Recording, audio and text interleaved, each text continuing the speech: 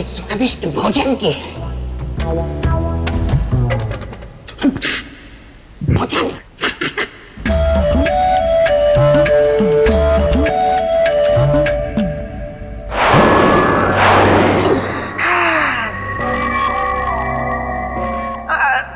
नहीं, ये भोजन किसका है? कोई नहीं बोला। अगर कोई नहीं बोला इसका मतलब किसी का नहीं है, और जब किसी का नहीं है तो फिर वो कहावत सही है, जिसने खाया उसका हुआ अन्न। तो सर्वप्रथम करता हूं इसे मैं संपन्न।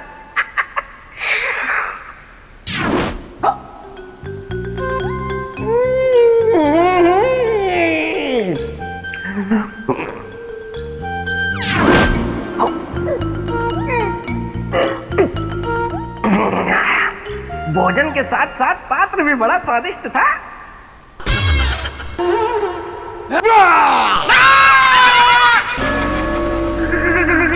कौन हो तुम? मैं हूँ वो जिसका भोजन तुमने खा लिया। नहीं नहीं, मैंने तो बहुत जोर से पूछा था कि ये भोजन किसका है। किसी ने उत्तर ही नहीं दिया तो मैंने उतार लिया। अब मैं क्या खाऊंगा? एक काम करता हूं, मैं तुम्हें खाता हूं।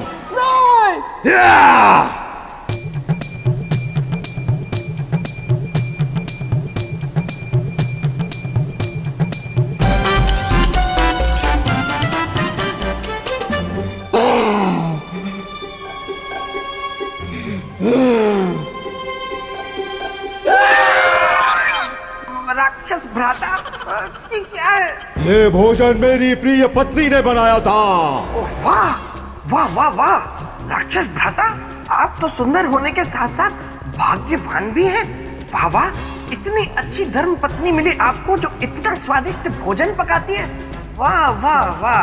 तुम चाहो तो ऐसी पत्नी तुम्हें भी मिल सकती है। अच्छा, कैसे?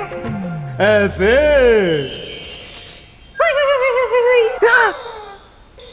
तुम छल छल छले। छल किया गया है मेरे साथ, फिर से मुझे छल आ गया। बेटा, तो कर लो ना मुझसे विवाह, फिर रोज ऐसा भोजन खा के कहोगे वाह वाह वाह। सौंदर्य लेखा, मुझे इस तरह का मजाक बिल्कुल पसंद नहीं है। लेकिन मैं मजाक नहीं कर रही हूँ, मैं बहुत ही गंभीर हूँ। ये देखो, मैं प्रेम अंगूठी हूँ लाई। मैं यहाँ से नहीं जाऊंगी अगर तुमने मुझे नहीं पहनाई। सौंदर्य लेखा, तुम चाहती हो कि ये प्रेम अंगूठी मैं तुम्हें पहनाऊं? तो ये बताओ, तुमने कभी सफेद कौवा देखा है? सफेद कौवा? हाँ, सफेद कौवा। कहते हैं कि अगर कोई बेताल बेतालनी को प्रेम अंगूठी पहनाने वाला हो और उसके तुरंत पहले बेतालनी सफेद कौवा देख ले तो उनका विवाह फिर बहुत जल्दी हो जाता है। हाँ, बस बस तुम्हें इतना करना है कि ऊपर देखकर कहना है कि सफेद कौवा काव काव, जल्दी आओ जल्दी आओ। वहां नहीं, यहाँ यहाँ। सफेद कौवा काव काव, जल्दी आओ जल्दी आओ। होगा तो आएगा ना। सफेद कौवा जब तक ये सफेद कौवा देखेगी तब तक मैं जाके राजा भोज और रुद्रांत का युद्ध देखता हूँ। अब तक तो रुद्रांत को पता चल ही गया होगा कि राजा भोज ने मन में क्या ठाना है। सफेद कौवा काव काव, जल्दी आओ जल्दी आओ। क्या कहा तुमने? वो खुद को राजा भोज कहता है और मेरी मृत्यु को पालने का प्रण किया है। अब मेरे पुत्र के साथ साथ उसे भी मरना होगा, मरना होगा। जरासुर, जरासुर, जरासुर कहां हो तुम? जरासुर कहां हो तुम? जरासुर कहां हो तुम?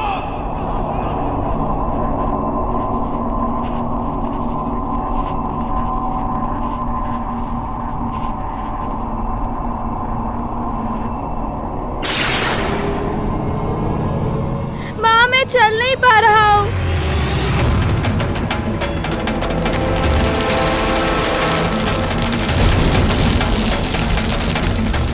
राजन, ये क्या हो रहा है? मेरे पाँव आगे नहीं बढ़ रहे हैं।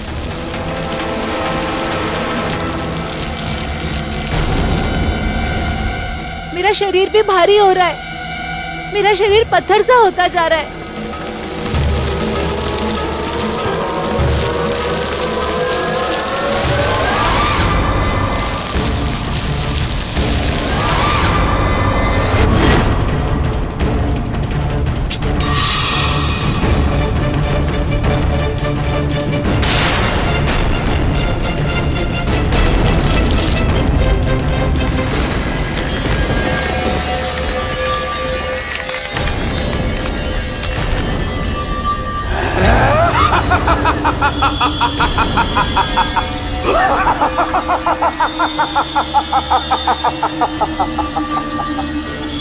ये तो होना ही था, क्योंकि तुम लोग इस जड़ासुर के प्रभाव क्षेत्र में हो, मेरी माया के जाल में।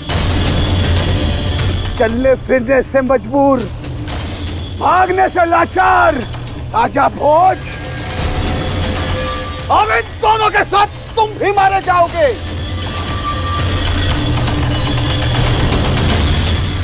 अब तुम तीनों अपने अपने अंत को प्रणाम कर लो और पत्थर बनने के लिए तैयार हो जाओ। ये तुम्हारा भ्रम है, तुम हमारा कुछ भी नहीं बिगाड़ सकते।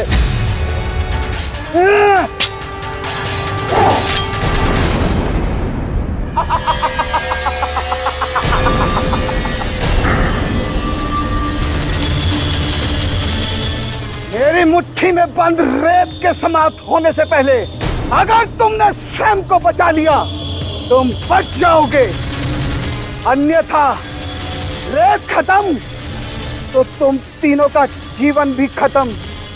इस परीक्षा में राजा भोज कहीं अपनी जान ना गवा दे। तुम तीनों का समय प्रारंभ होता है। इससे बचने का भी एक ही उपाय है, नाद ब्रह्म ओम का प्रयोग, क्योंकि ओम ही एक ऐसी ध्वनि है, एक ऐसी शक्ति है जो हमारे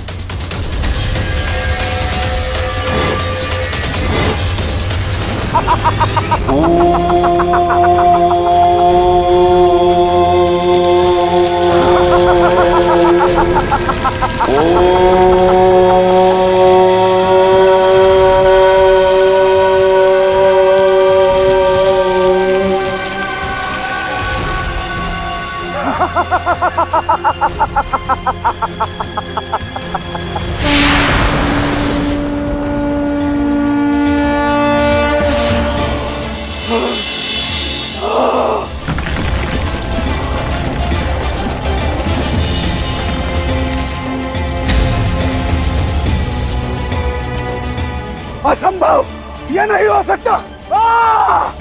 असंभव, ये नहीं हो सकता, नहीं हो सकता, असंभव।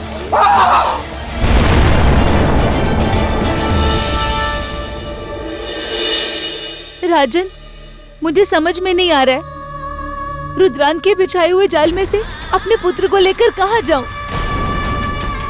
इस बार तो आपने अपने पराक्रम से इसे बचा लिया, किंतु आगे कौन बचाएगा?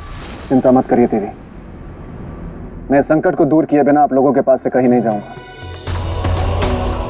यदि कहीं जाऊंगा तो उस रुद्रांत के पास जाऊंगा, उसे अनुरोध करना, उसे धर्म का मार्ग बताना। वो नहीं समझेगा। उसे समझना होगा देवी, उसे अधर्म का मार्ग छोड़ना होगा। अब यदि मेरे समझाने के बाद भी उसे समझ में नहीं आया तो मैं उसको उसके कर्मों का दंड दूंगा।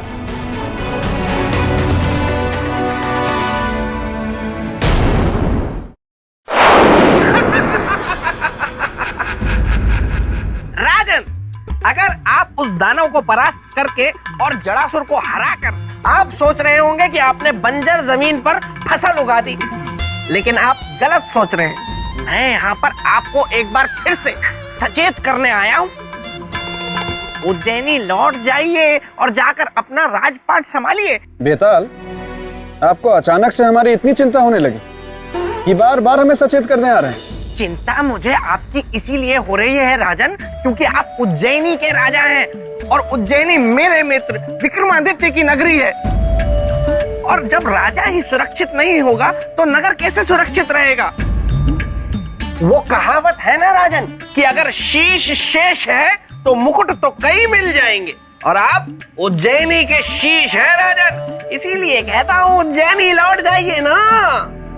जाऊंगा बेताल, अवश्य जाऊंगा, किंतु उस रुद्रांत के पास उसके कर्मों का दंड मैं दूंगा। अरे अरे, ये सुनता भी तो नहीं है।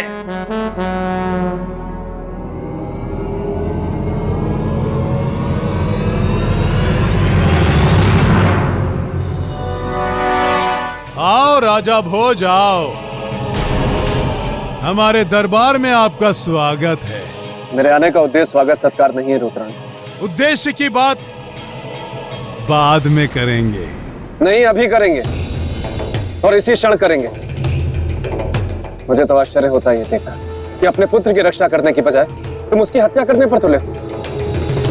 शायद तुम्हें संसार के पहले पिता हो जो अपने ही पुत्र की मृत्यु की कामना रखते हो। नहीं राजा भोज, नहीं, मैं अपने पुत्र के मृत्यु की कामना नहीं रखता। मैं तो बस अपने अमर जीवन की कामना रखता हूं। उसका मरना आवश्यक है, इसलिए अब बता दो कि तुमने उन दोनों को कहां छिपा के रखा है। नहीं बताऊं। यदि ये तुम्हारा हठ है तो मरने के लिए तैयार हो जाओ।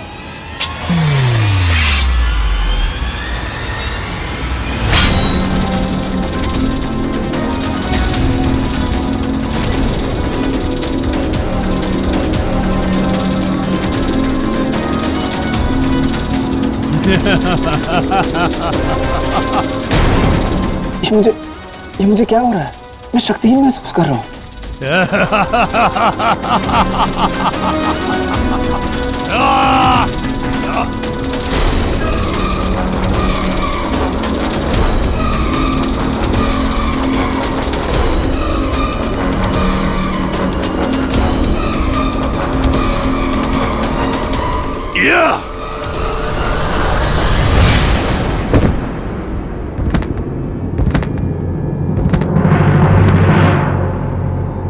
राजा भोज, ब्रह्मदेव के दिए गए वरदान की वजह से तुम्हारी सारी शक्तियां मुझ में आ गई हैं। अब तुम शक्तिहीन हो।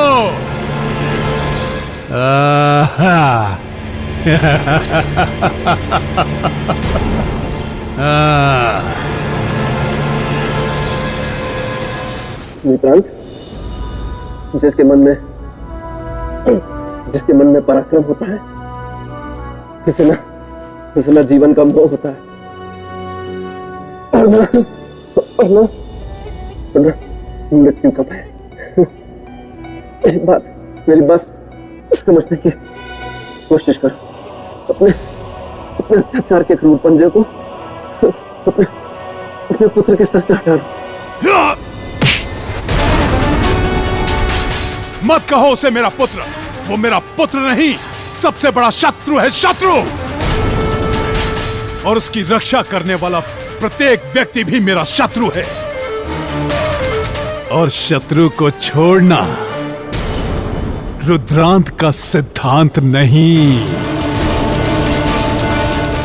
या! पराक्रमी राजा, बताओगे कि वो दोनों कहां हैं?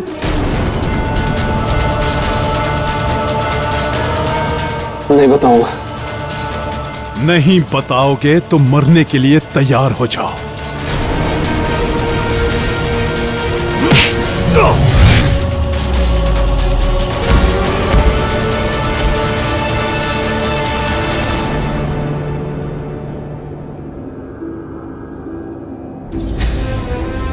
रुद्रांत, जीवन और मृत्यु का निर्णय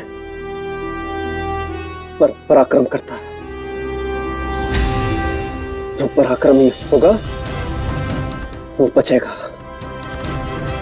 और जो कायर होगा वो मरेगा। राक्षस राज रुद्रांत की जय हो। महाराज, नागमती और उसके पुत्र का पता चल चुका है। शुभ संदेश। राजा भोज, इस संदेश ने मुझे तुम्हारी हत्या के पाप से बचा लिया, किंतु तुम्हें तुम्हारी मृत्यु से नहीं। सैनिकों, इसे घने जंगलों में जिंदा काट दो।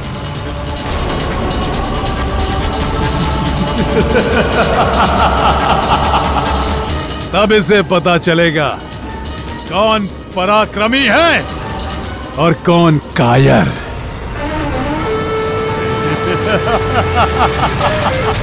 पराक्रमी राजा भोज।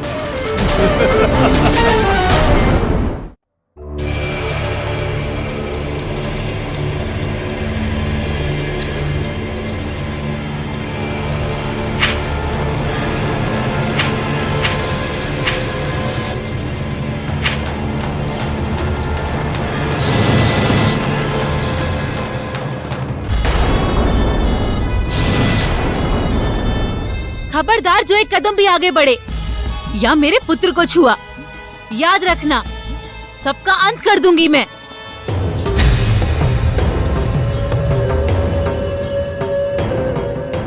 ये क्या हो रहा है? तुम लोगों ने अपनी महारानी को बंधक बना के रखा है? हटो। महारानी नागमती, ये मेरे कोरे शब्द नहीं हैं, भाव हैं। भाव है मेरे हृदय के। मैं तुमसे सचमुच बहुत प्रेम करता हूं और इसीलिए अपने इस प्रेम के बीच में अपने इस पुत्र को मत आने दो। सौंप दो, सौंप दो मुझे मेरे काल को। कदापि नहीं सौंपूंगी। मैं किसी कीमत पर तुम्हें अपने पुत्र की हत्या करने नहीं दूंगी।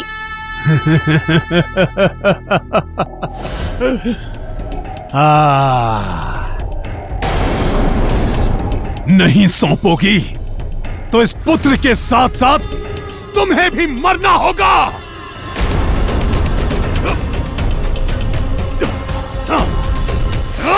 पिताश्री नहीं, मेरी माँ को कुछ मत कीजिए। जो भी करना है मेरे साथ कीजिए। मैं आपके साथ कहीं भी चलने को तैयार हूँ।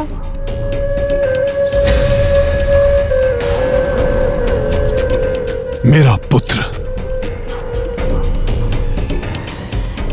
शाबाश,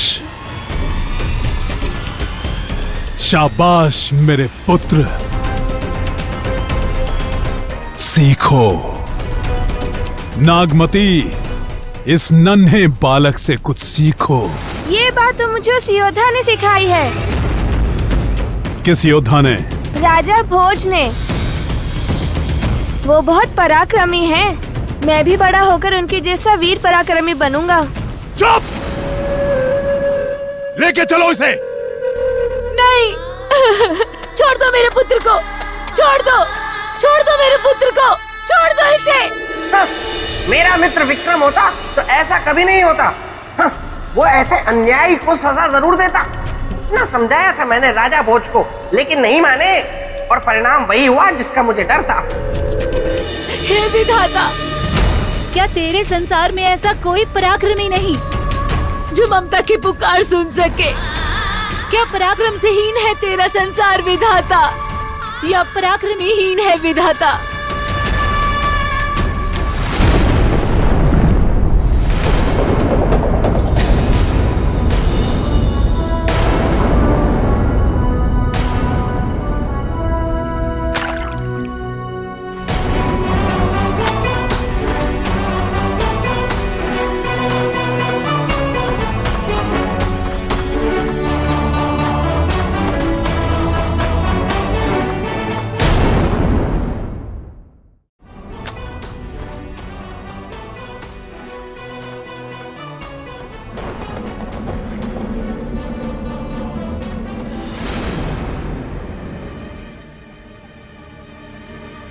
आप बाहर तो आ गए, परंतु वहाँ उस बालक की जान खतरे में है। शीघ्र ही उसकी रक्षा कीजिए।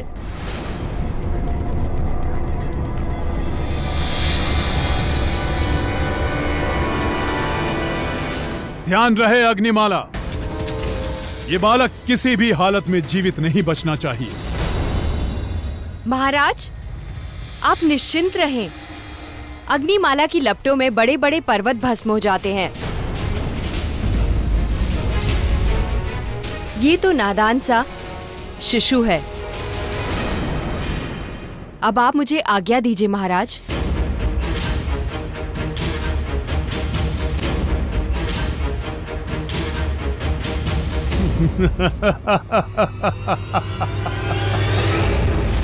अब देखता हूं किसका पराक्रम और कौन पराक्रमी मेरे इस काल को यमराज के पास जाने से रोकता है। अब मैं अमर हूं, अमर अमर अमर। उठिए राजा भोज, उठिए।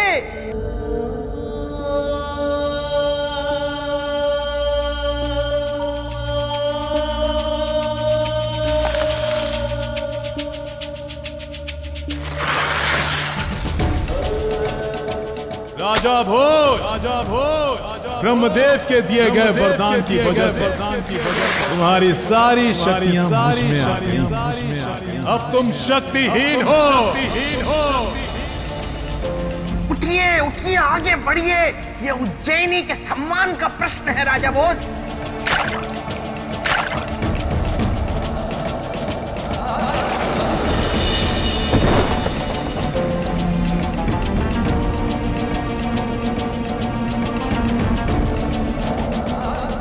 महाकाल, महाकाल मदद कर, मेरे पराक्रम को जागृत कर, मेरे पराक्रम को जागृत कर महाकाल, ताकि मैं अपने पराक्रम के शस्त्र से अपने वचन की लाज रख सकूं। महाकाल मदद कर महाकाल।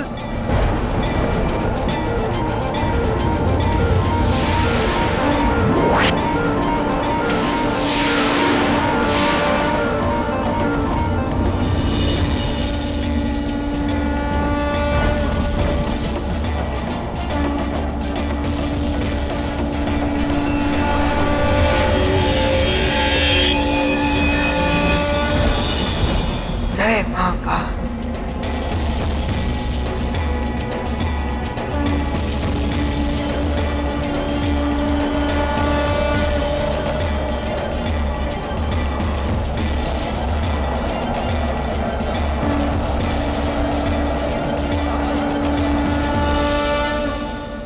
महाकाल, जय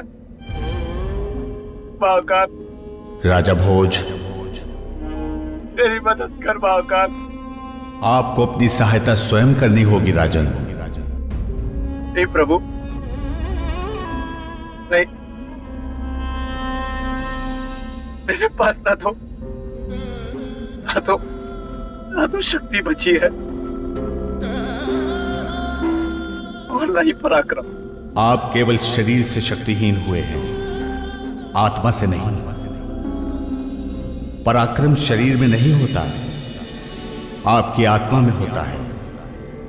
अपनी आत्मा में झांकिए और अपने आत्मबल का अनुभव कीजिए। आत्मबल ही पराक्रम की सच्ची प्रेरणा है। शरीर की दुर्बलता पर ध्यान न देते हुए आप अपनी आत्मशक्ति पर विश्वास रखें। आप अपने लक्ष्य को अवश्य प्राप्त करेंगे। जय महाकाल, जय महाकाल, जय महाकाल, जय महाकाल।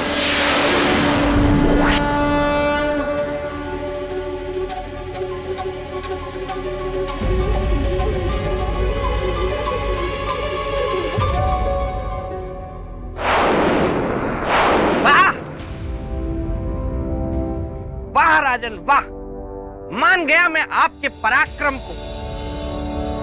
माना आप मेरे मित्र विक्रमादित्य की तरह पराक्रमी नहीं हैं और मेरे मित्र विक्रम जितने साहसी ना हो, पर उस बालक को बचाने के लिए आपने जो प्रयत्न किए वो देखकर ये बेताल आपको नमन करता है।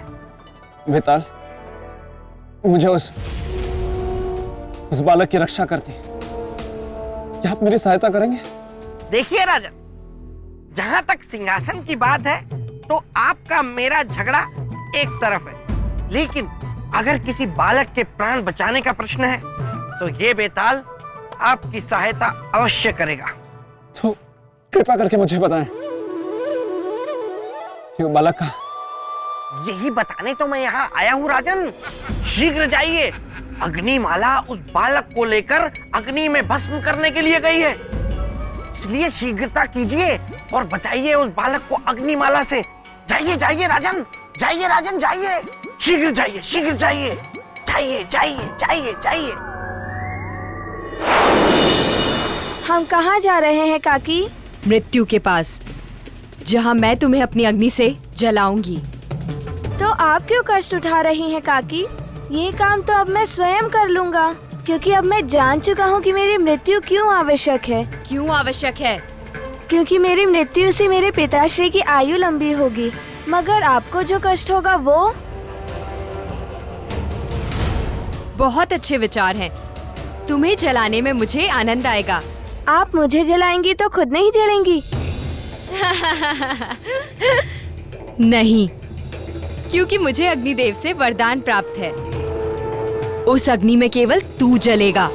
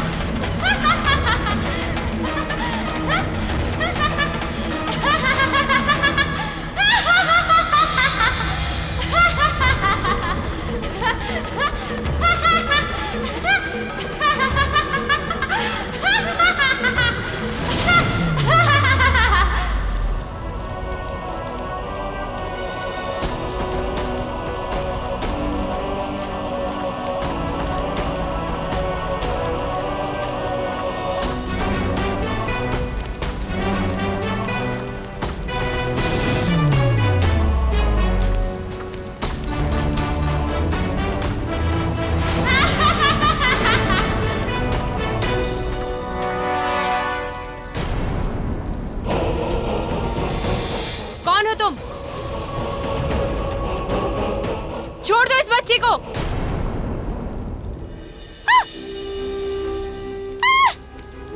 अग्नि मुझे क्यों जला रही है?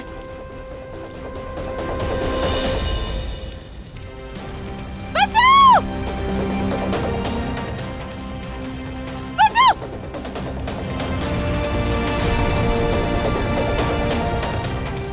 बचाओ! बचाओ! बचाओ! राजन, काकी तो कह रही थी कि अग्नि उन्हें छू भी नहीं सकती। उन्हें अग्निदेव का वरदान प्राप्त है, फिर उन्हें ये क्या हो रहा है? जब वरदान का उपयोग अधर्म के लिए हो, तो वरदान श्राप बन जाता है। वाह वाह राजा भोज, वाह, मान गया आपका पराक्रम। ये मुझे कौन खींच रहा है?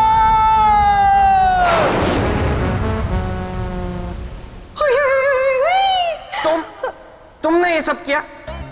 तुम मुझे खींच के यहाँ ले आई? हाँ मेरे बेताल, तुम सुर और मैं ताल। पता है, मुझे सफेद कौवा दिख गया, मेरे दिल पे तुम्हारा नाम लिख गया। कहाँ कहाँ? वहाँ नहीं, इधर इधर।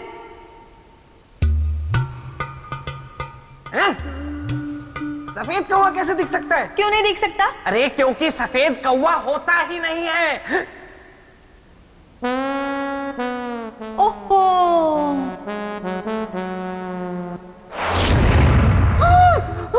कौन हो तुम? ऐसे कोई कूदता है क्या? बटर बट्टू, जब सफेद कौवा होता ही नहीं है तो तू हमारी भतीजी को बटर बट्टू क्यों बना रहा है? बोलो बोलो। भतीजी? हाँ, मैं हूँ इसकी बुआ खींचनवती और बना के रहूंगी तुझको इसका पति। बोल बोल, मेरी भतीजी से शादी करेगा कि नहीं?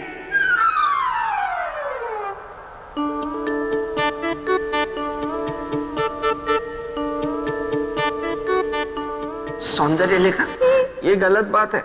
तुम मुझे फंसाने के लिए अपने सगे संबंधियों की सहायता ले रही हो। नहीं बेताल, अगर तुम मुझे भगाने के लिए सफेद कौवा और सोने की चिड़िया का सहारा ले सकते हो तो मैं क्यों नहीं ले सकती? पर वो तो होते ही नहीं है ना, ये तो है।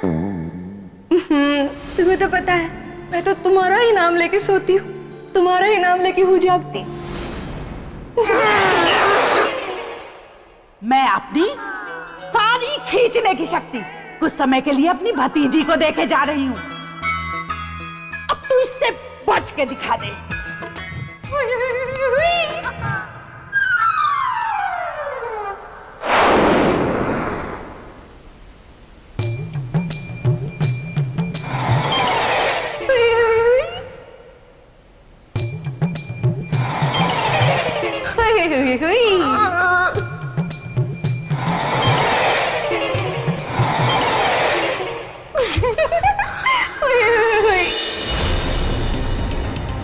नागमती, मेरा तुमसे कोई बैर नहीं, बहुत प्रेम करता हूं मैं तुमसे।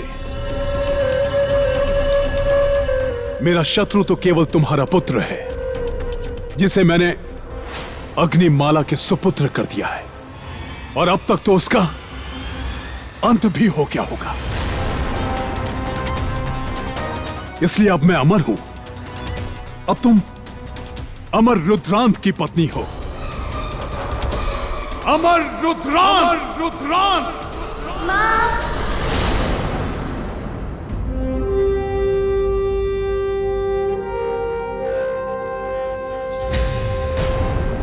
मेरा लाल, ये यहां कैसे है? अब तक जीवित कैसे है ये?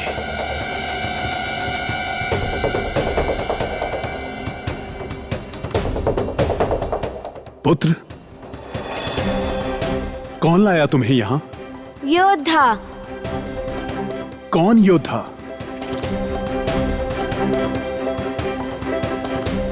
महापराक्रमी राजा भोज।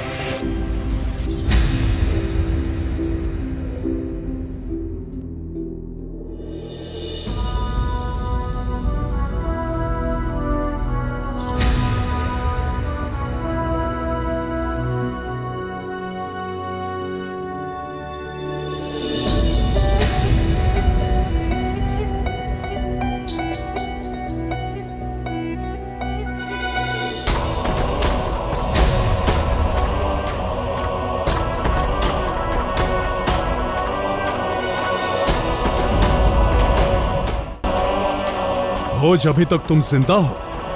रुद्रांत, तुमने ब्रह्मदेव के वरदान का सही अर्थ समझा ही नहीं। इसलिए अपनी अज्ञानता और जीवन के मोह के कारण अपने ही पुत्र को अपनी मृत्यु का कारण समझ बैठे। किंतु वास्तविकता तो यह है कि तुम्हारा पुत्र कभी तुम्हारा शत्रु था ही। इसलिए अपने विनाश के लिए तैयार हो जाओ, अपने अंत के लिए तैयार हो जाओ। मैं तुम्हें वरदान देता हूं, जो भी तुमसे युद्ध करेगा उसकी सारी शक्ति तुम में आ जाएगी।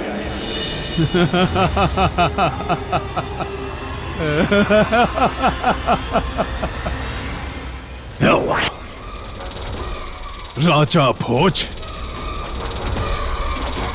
मुझ में इतने योद्धाओं की शक्ति है कि तुम मेरा सामना कभी नहीं कर पाओगे।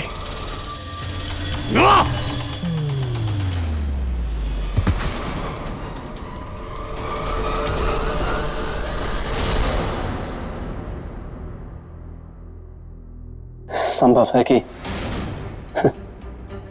शारीरिक बल में मैं तुमसे कम हूं, पर किसी अत्याचारी धर्मी का अंत करने के लिए जिस पराक्रम की आवश्यकता होती है वो शारीरिक बल से नहीं, आत्मबल से पैदा होता है, जो मुझ में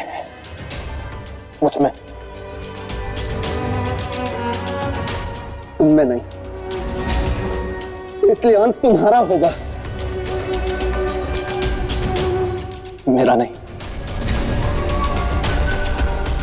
इस संसार में कोई अमर नहीं होता। जो जन्म लेता है उसे मरना ही होता है। देखते हैं कि जीत किसकी होती है। तो तुम्हारी शक्ति की या मेरे पराक्रम की।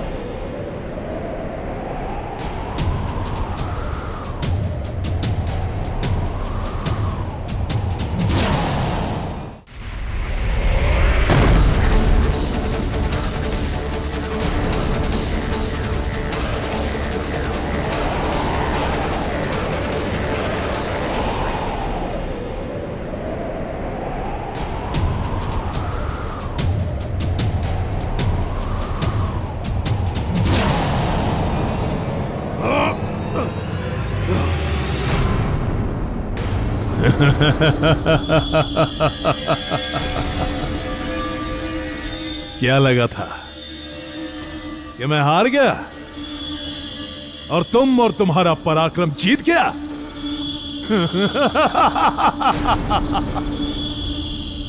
भूल थी तुम्हारी।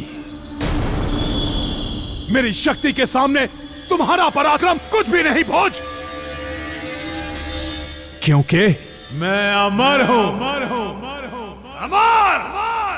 आज इस बालक का तो अंत करूंगा ही, साथ में तुम्हारा भी वध करूंगा। अच्छा हुआ तुम स्वयं चली आई। अब तुम तीनों की बलि मैं एक साथ दूंगा, एक साथ।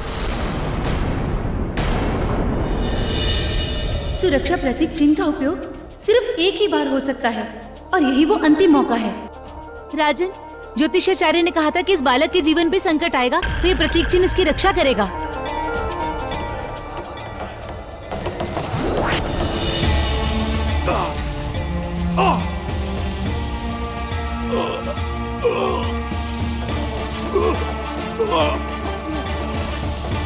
ये तो रुद्रांत की सारी शक्ति इस प्रतीक चिन्ह में समा रही है।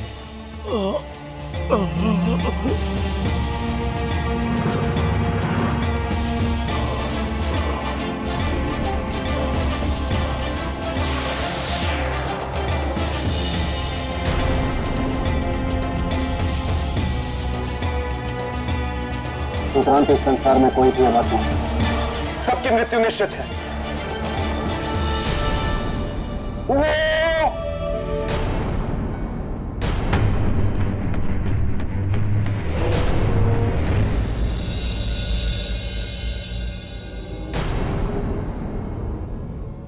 मैं अमर हूं, अमर, और मुझे कोई नहीं मार सकता।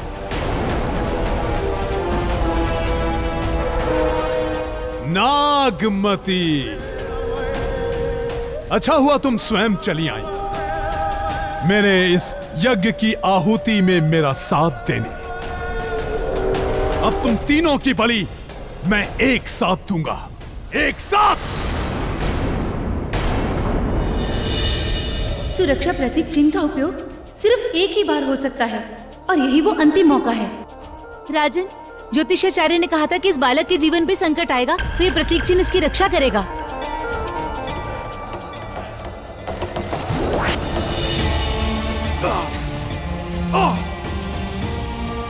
ये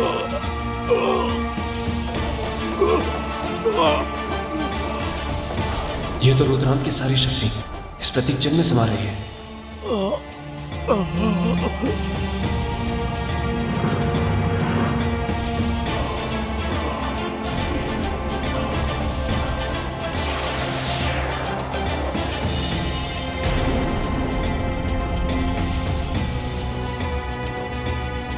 रुद्रांत इस संसार में कोई भी अमर नहीं, सबकी मृत्यु निश्चित है।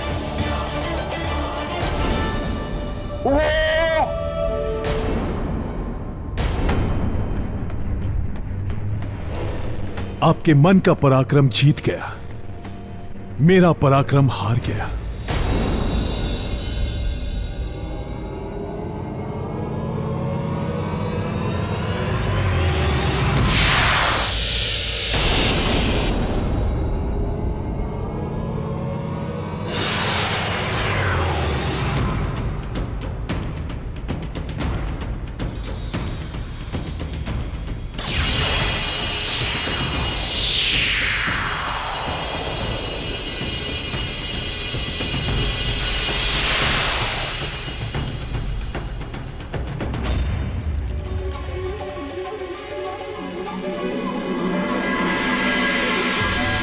ओह, राजा भोज ने तो पराक्रम की पहली परीक्षा पार कर ली।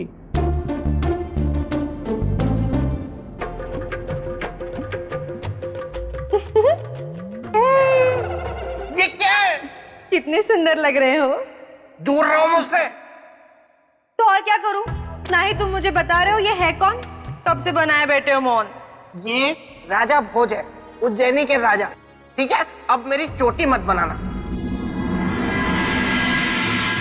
बिना समय व्यर्थ किए मुझे राजा भोज के पास जाना चाहिए।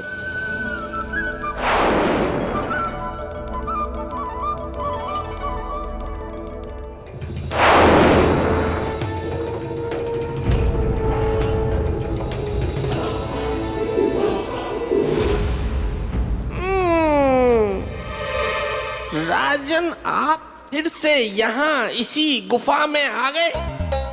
इस संसार में इतनी सुंदर सुंदर अद्भुत जगह है, आप वहां भी जा सकते थे, लेकिन नहीं, आपको यहीं आना था, इसी गुफा में, ये पेड़ पौधे पत्तियां फूल और इस कबूतर को देखने। आप एक नन्हे बच्चे की तरह हैं और मेरे मित्र का सिंहासन एक खिलौना है। नहीं बेताल, यह सिंहासन मेरे लिए खिलौना नहीं है, बल्कि मेरी प्रजा के हित के लिए मेरा एकमात्र लक्ष्य है।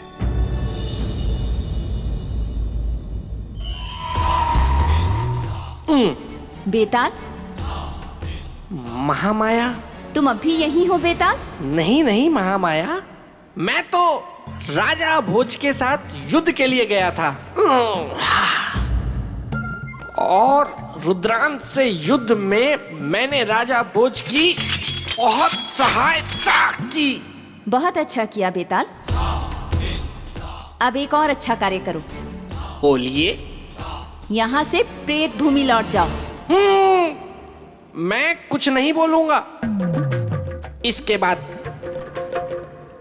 ठीक है, तुम एक भी शब्द नहीं बोलोगे बेताल।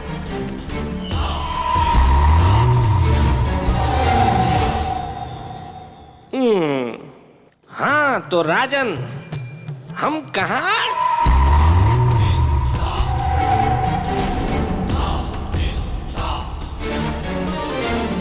तो बताइए राजन, कौन सी बड़ी है, तन की शक्ति या मन की शक्ति?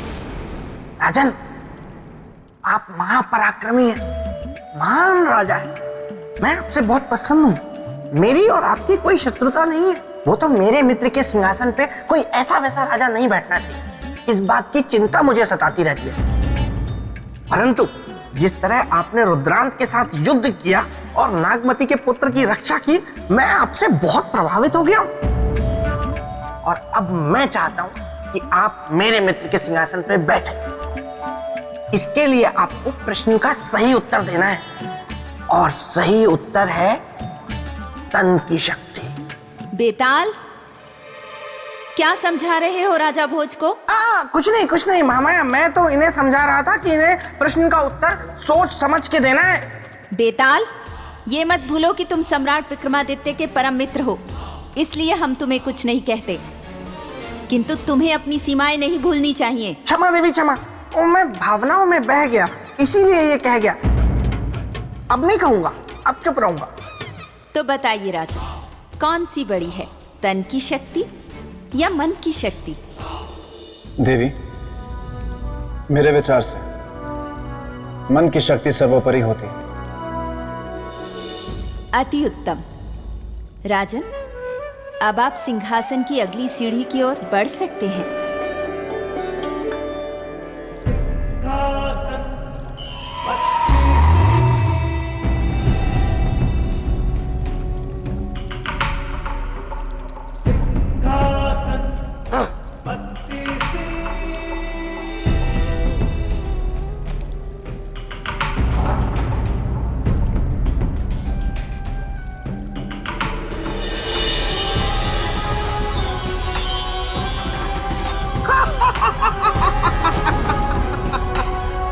राजन, अब समझ में आया कि मेरे मित्र के सिंहासन तक पहुंचना इतना आसान नहीं है।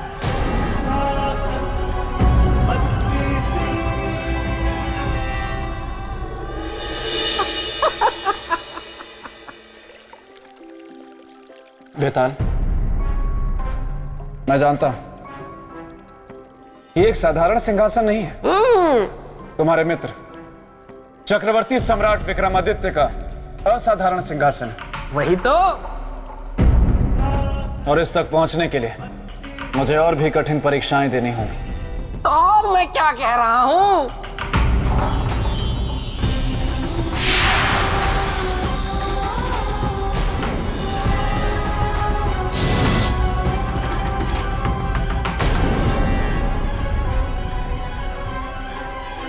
मैं सिंहासन में त्याग की प्रतीक रक्त मंजरी हूं। प्रणाम देवी। राजा भोज का आपको प्रणाम। आपको सिंहासन की तरफ बढ़ने से पहले चक्रवर्ती सम्राट विक्रमादित्य के त्याग के बारे में जानना होगा। अवश्य देवी।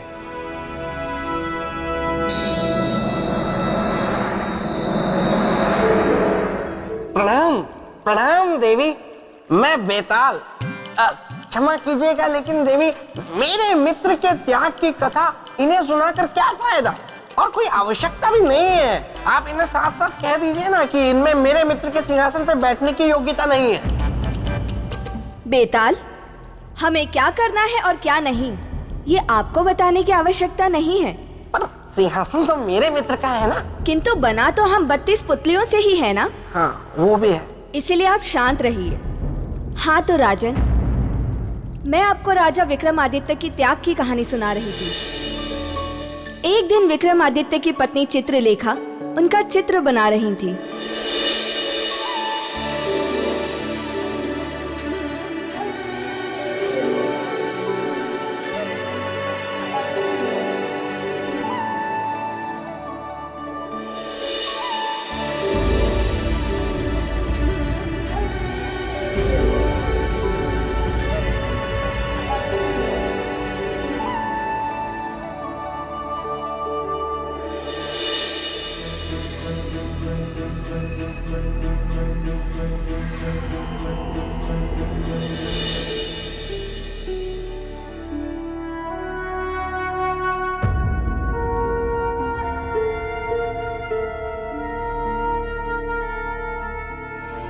महाराज,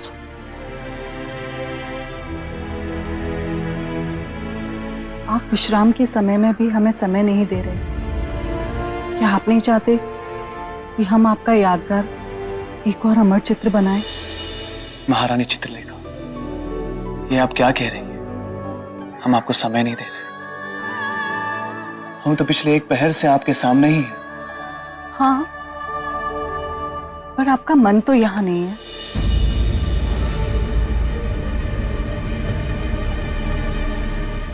आप तो जानती हैं महारानी कि हमें किस बात की चिंता है।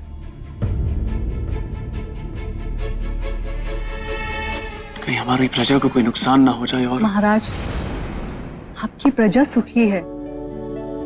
अच्छा, अब आप अपना हाथ लाइए और बिल्कुल वैसे खड़े हो जाइए जैसे आप खड़े थे। लोगों को किसी भी चीज की कोई कमी नहीं है। पूरे राज्य में शांति है। और हाँ, अब आप अपनी स्थिति जब तक नहीं बदलेंगे जब तक कि हम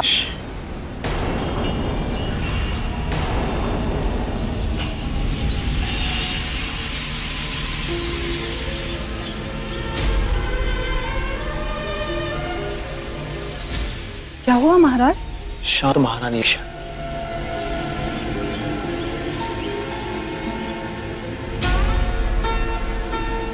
आपको कोई आवाज सुनाई दे रही? नहीं तो महाराज, हमें तो कुछ सुनाई नहीं दे रहा।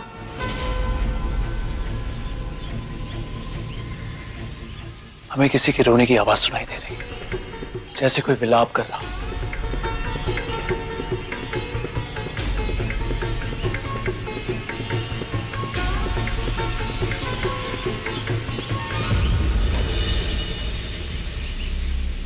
कोई तो दुख में है महारानी। पक्षियों के विलाप का स्वर है, उनके रोने की आवाज।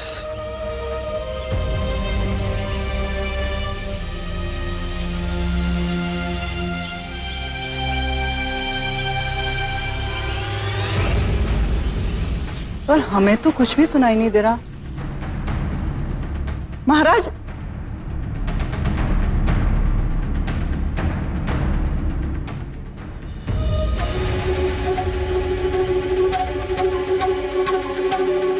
महाराज, महाराज! देखा राजन, इसे कहते हैं राजा, जो अपनी प्रजा की चिंता में किसी के रोकने से ना रुके। देवी, अगर आपकी आज्ञा हो तो आगे की कहानी मैं सुनाऊं? धन्यवाद। बेताल, आपका स्वभाव अब तक नहीं बदला। पहले भी आप उत्पात मचाते थे और अब भी। अच्छा, नहीं देवी, मैं तो प्रार्थना कर रहा हूँ। मेरे मित्र की कथा है ना, इसीलिए। ठीक है बेताल, सुनाओ। तो राजन, हुआ यूं कि एक बार जब मेरे मित्र विक्रमादित्य छोटे थे तो उन्होंने देखा कि उनके घर में एक बिल्ली दूध पी रही थी और पूरा पतीला चाट गई। बेताल! क्षमा देवी, क्षमा, मैं भावनाओं में बह गया, इसलिए ये कह गया। तो राजन, हुआ यूं कि मेरे मित्र सम्राट विक्रमादित्य उस क्रंदन के स्वर का पीछा करते करते उस दिशा में बढ़ते गए और जाते जाते जा पहुंचे उस वृक्ष के पास।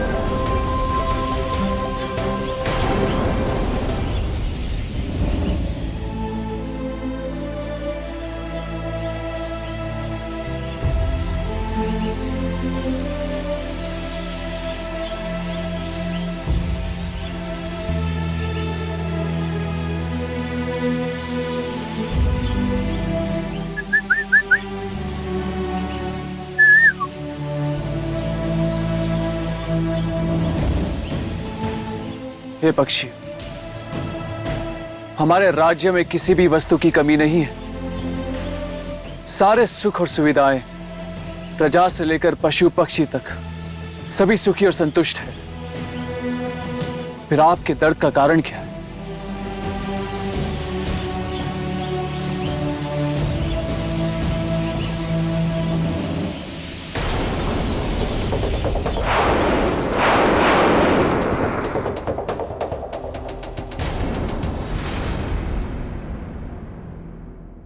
प्रणाम ऋषिकर।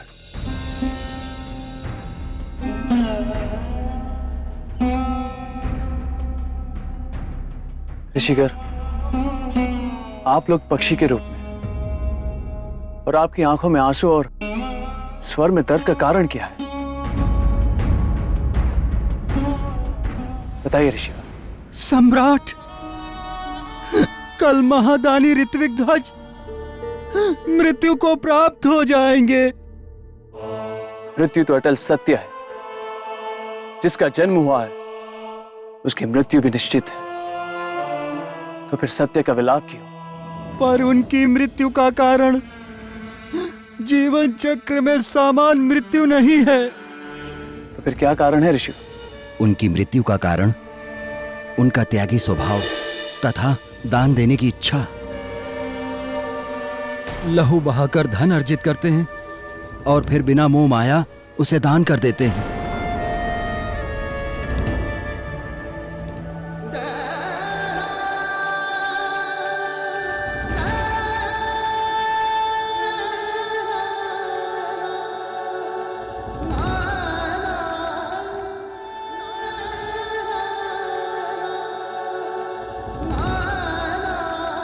ऐसे त्यागी दानवीर की कल मृत्यु हो जाएगी, उसी का दुख है। किंतु ऋषि, इतने कष्ट सहकर अर्जित किए हुए धन को ऋत्विक ध्वज दान क्यों कर देते हैं? उनके इस त्याग का कारण क्या है? चक्रवर्ती सम्राट, सच्चा दान वो होता है जो कष्ट सहकर और परिश्रम से प्राप्त हुए धन को किया जाता है। रखे हुए धन का दान सही अर्थों में दान नहीं होता। ऐसे सर्वश्रेष्ठ त्यागी के हाथों दान लेने का सौभाग्य कल के बाद सदा सदा के लिए छिन जाएगा।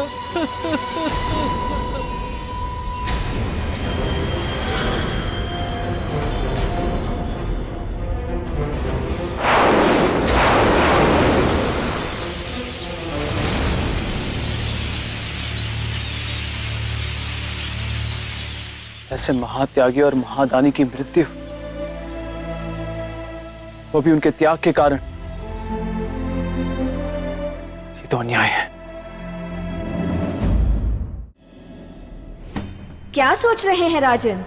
बोले, बतलाएं, जीवन बड़ा है या त्याग? उत्तर देकर सिंहासन को पाएं।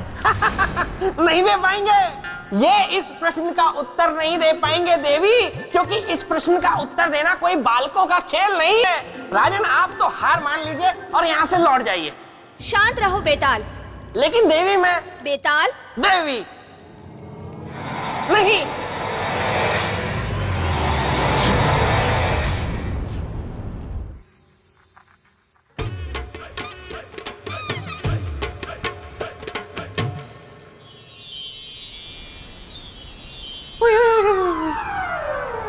बेताल अभी तक नहीं आया। गोलू, गोलू,